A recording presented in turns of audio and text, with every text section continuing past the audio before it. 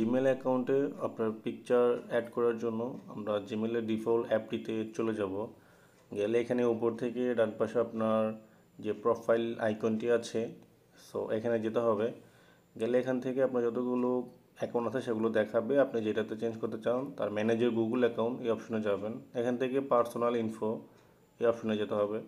একটু স্ক্রল করে নিচে গেলে দেখেন প্রোফাইল পিকচার একটি অপশন আছে।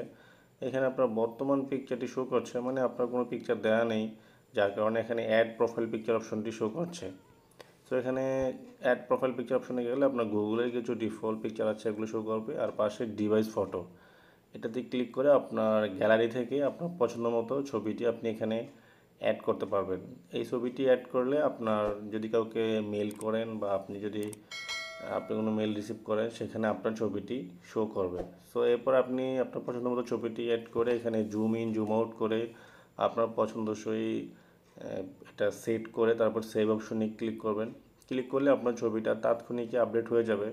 এরপর আপনি একবার রিফ্রেশ দিয়ে একবার দেখে নেবেন যে আপনার ছবিটা সঠিকভাবে আপলোড হয়েছে কিনা। আপনি চাইলে এটা তাৎক্ষণিক চেঞ্জ করতে পারেন অথবা এটা ডিলিট করতে পারেন। এটা কোনো নির্দিষ্ট ক্রাইটেরিয়া নেই, আপনি যখন খুশি তখন এটা চেঞ্জ করতে পারেন।